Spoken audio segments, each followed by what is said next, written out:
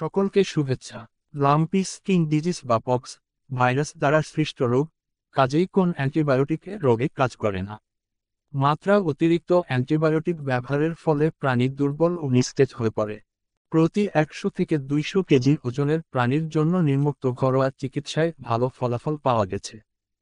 Paracetamol tablet 2টি, খাবার soda 50 গ্রাম, নিমপাতা বাটা 25 গ্রাম, লবণ 25 গ্রাম, গুড় 50 গ্রাম।